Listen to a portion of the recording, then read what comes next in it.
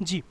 तो स्टूडेंट्स, अब हम लोग जो तीसरा टॉपिक है हमारा ग्रुप एंड ग्रुप बिहेवियर का, वो है ग्रुप स्ट्रक्चर। अब हम लोग ग्रुप स्ट्रक्चर को डिस्कस करेंगे। ग्रुप स्ट्रक्चर पे हम लोग दूसरे अल्फाज में कभी कभी ग्रुप प्रॉपर्टीज़ के नाम से भी पढ़ा करते हैं।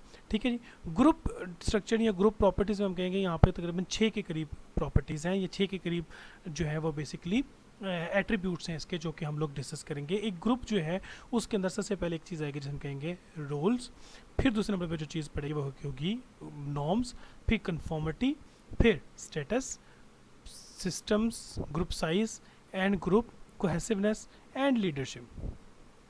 ठीक है जी। ये वो चीज़ें हैं जो कि हम लोग देखेंगे। तकरीबन 6 के करीब ये एस्पेक्ट्स हैं जो कि हम लोग डिस्कस करेंगे। तो सबसे पहला जो प्रॉपर्टी है ग्रुप की, या सबसे पहला जो स्ट्रक्चर है ग्रुप का, वो है हमारा ग्रुप का रोल। ठीक है जी। एक ग्रुप के अंदर बच्चों ए बी सी डी, मिसाल के तौर पे 4 लोग हैं। इस बंदे का जो रोल है वो ये है कि अगर हम लोग, चूँकि आप लोग आईटी के स्टूडेंट्स हैं, तो हम आईटी की एग्जांपल लेते हैं कि आपने सॉफ्टवेयर के सारे काम कर रहे हैं।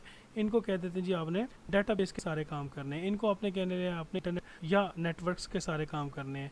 इनको हम लोग कह देते हैं अगर कोई प्रॉब्लम आ जाता है तो आपने ट्रबल शूट आपने करना है। ठीक है, आप हमारे पास रिजर्व में मौजूद हैं। इसका मतलब ये हुआ कि हर एक ग्रुप मेंबर को कोई ना कोई टास्क असाइन कर दिया जाता है, कोई ना कोई रिस्पॉन्सिबिलिटी असाइन कर दी जाती है। तो अब हर एक ग्रुप मेंबर में रोल जो है वो डिसाइड हो जाते हैं कि किस ऑर्गेनाइजेशन के अंदर ग्रुप मेंबर में किस मेंबर ने क्या रोल परफॉर्म करना है। ठीक है, ये सॉफ्टवेयर डेवलपर कहलाएगा, ये डेटाबेस का डेवलपर कहलाएगा, ये नेटवर्क्स का डेवलपर कहलाएगा, और ये ट्रबल शूटिंग का एक्सपर्ट कहलाएगा। समझ आ गई बात? तो इसको हम लोग कहते हैं रोल्स ऑफ रोल्स चूँकि ग्रुप के मेंबर्स के अंदर होते हैं तो हम उनको अलग अलग रोल्स दे दिया करते हैं। ठीक है जी। कभी कभी हर इसी तरीके से ऑर्गेनाइजेशन के अंदर कुछ सीनियर्स और कुछ जूनियर्स भी होते हैं, उनको फिर अलग अलग रोल्स दे दिए जाते हैं। कभी कभी ऐसा होता है कि एक मेंबर जो होता है वो एक रोल नहीं बल्कि एक से ज़्यादा रोल्स को परफॉर्म कर रहा होता है। ठीक है जी। रोल्स का मतलब होता है एक्सपेक्टेड बिहेवियर, जो हम एक बेसिकली एक्सपेक्ट कर रहे होते हैं किसी एक खास मेंबर से। ठीक है, चूंकि ये सॉफ्टवेयर डेवलपर है तो इसका रोल ये होगा कि जो है वो सॉफ्टवेयर जो हैं जितने भी ऑर्गेनाइजेशन से रिलेटेड, ऑर्गेनाइजेशन में जो सॉफ्टवेयर चल रहे हैं उसको ये चलाएगा। चूंकि ये नेटवर्क का मैनेजर है तो इसका मतलब है कि ये नेटवर्क से रिलेटेड जितने प्रॉब्लम्स होंगे ये बंदा सॉल्व करके देगा। इसी तरीके से बच्चों एक पुलिस वाला जो है उस, या पुलिस इंस्पेक्टर जो है, पुलिस इंस्पेक्टर भी एक रोल है। लेकिन जब पुलिस इंस्पेक्टर एक रोल है, हम उस पुलिस इंस्पेक्टर से भी एक्सपेक्टेशंस लगा रखे हैं। रोल किसे कहेंगे? वो हमारी एक्सपेक्टेशन जो हम उनसे लगा रखते हैं। हम, मेरी कोई चीज़ चोरी हो जाती है तो मैं इंस्पेक्टर से एक्सपेक्ट करूंगा कि मेरी को वो चोरी हुई चीज़ जो है उसको वो बाजियाब करवाए। जज जो है वो भी एक रोल है, और जज जो है उसका क्या रोल है कि वो मुझे इंसाफ दिलवाए। तो इसका मतलब ये हुआ कि रोल्स जो हैं वो हमारे ऐसे एक्सपेक्टेड पैटर्न्स ऑफ बिहेवियर होते हैं जो हम दूसरे लोगों से एक्सपेक्ट कर रहे होते हैं, चूँकि उनको एक ख़ास किस्म का रोल दे दिया जाता है, या उनको ख़ास किस्म का एक, हम उनकी उनसे ख़ास किस्म की हमारी परफॉर्मेंस की एक्सपेक्टेशंस होती है। ठीक है जी। ठीक है, अब अगर पुलिस इंस्पेक्टर मेरी चोरी की हुई चीज़ ढूंढने में, बाजियाब करवाने में मेरी मदद करेगा और बाजियाब करवाएगा, तो इसका मतलब है कि ये रोल से ही परफॉर्म हो रहा है। अगर नहीं करवाया तो इसका मतलब है कि यहाँ पे फिर रोल का कॉन्फ्लिक्ट आ जाएगा। अगर सॉफ्टवेयर मैनेजर है किसी ऑर्गेनाइजेशन का, वो सॉफ्टवेयर नहीं देख रहा, अभी भी सॉफ्टवेयर का प्रॉब्लम को सॉल्व नहीं कर रहा, तो इसका मतलब है यहाँ पे रोल कॉन्फ्लिक्ट आ रहा है। जो हमारी एक्सपेक्टेशन थी वो एक्सपेक्टेशन चूँकि पूरी नहीं हो रही, इसलिए यहाँ पे रोल का कॉन्फ्लिक्ट आ जाएगा। नेक्स्ट जो हमारा प्रॉपर्टी है वो है नॉर्म्स। ठीक है जी। नॉर्म्स बच्चों किसे कहते होते हैं? नॉर्म्स कहते हैं ऐसे एक स्टैंडर्ड्स को, कुछ ऐसे रूल्स होते हैं। नॉर्मली हम आसान अल्फाज में कहते होते हैं कि ऐसे रूल्स, ऐसे रेगुलेशन जो नॉर्मली लिखे नहीं जाते, बोले नहीं जाते, लेकिन फिर भी रूल्स बन जाते हैं। ठीक है जी, फिर भी रूल्स बन जाते हैं। ऐसे स्टैंडर्ड्स और expectations that are accepted and shared by group members. एक ग्रुप मेंबर्स में फिर वो शेयर हो रहे होते हैं। ग्रुप मेंबर का मिसाल के तौर पे हम लोगों ने ये 4 मेंबर्स हैं, और अगर आप इसके साथ कोई हंसी मजाक करेंगे और ये आगे से रेजिस्ट करेगा, सख्ती के साथ आपको रिस्पॉन्ड करेगा, तो फिर नेक्स्ट टाइम आप इसके साथ मजाक करने की पोजीशन में नहीं होंगे। इसका मतलब ये एक नॉर्म बन गया, एक स्टैंडर्ड हो गया जो आपके लिए भी एक्सेप्टेबल है। अब उसके लिए उसने भी आपको समझा दिया कि अब आपने उसके साथ कैसा रवैया रखना है।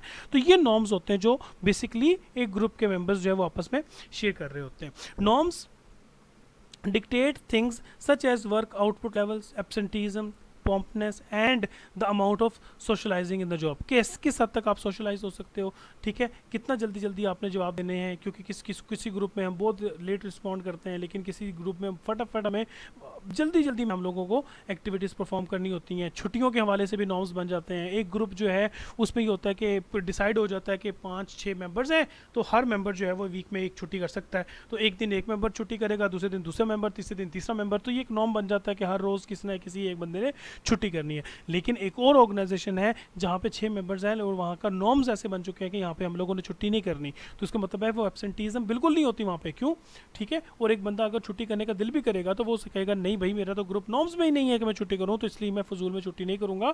अगर कोई मजबूरी होगी तो मैं कोशिश करूँगा मैं तब छुट्टी करूँ। इसको हम लोग बेसिकली कह रहे होते हैं रूल्स रेगुलेशंस। इसको हम लोग रस्में रिवाज भी कह सकते हैं, जो हम लोग स्टार्ट में बना लेते हैं। ये ऑर्गेनाइजेशन वाले खुद, ये ग्रुप वाले खुद बना लेते हैं। ठीक है जी। नेक्स्ट हमारे पास एग्जांपल्स यहाँ पे लिखी हुई है, वो आप देख भी सकते हैं। नेक्स्ट आएगा बच्चों कन्फॉर्मिटी। कन्फॉर्मिटी का मतलब क्या होता है? कन्फॉर्मिटी का मतलब ये होता है कि किसी दूसरे बंदे के पॉइंट ऑफ व्यू से एग्री कर लेना। ठीक है, एग्रीइंग टू